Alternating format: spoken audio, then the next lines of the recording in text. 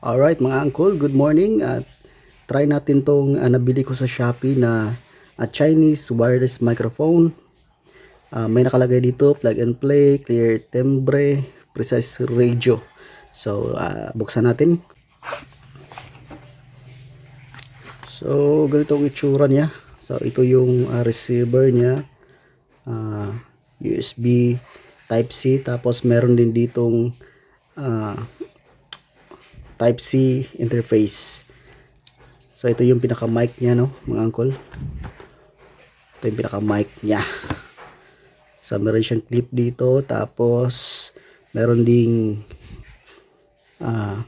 Type-C interface. Tsaka may ano rin siya, yung pop filter. Pop filter, no. Subukan natin tanggalin to kung ano itsura. So ito yung pinaka mic niya, no mga uncle. Dito pala nanggaling yung diaphragm niya. So let's go, subukan natin. So ganito yung itsura, no mga uncle. Yung receiver niya nilagay ko lang sa may saksakan ng charger. Ito. Tapos yung mic, ito na. Hintayin niyo lang na magkulay green yung ilaw. Pagka ganyan na siya, ibig sabihin connected na siya. So subukan natin dito sa labas, no, kung naririnig pa ba tayo. Alright mga uncle, good morning. Ayan, may maingay ang kapitbahay. Tapos try natin itapat siya sa electric fan na ilagay natin sa level 1. Ayan, naka level 1 na siya. Low, mic check, mic check. Naririnig pa ba tayo? Lagay natin sa level 2. Mic check, mic check, mic check. Alright. So, try natin i-play kung okay ba siya. So, subukan natin ngayon dito sa labas mga uncle, no, kung naririnig pa ba tayo.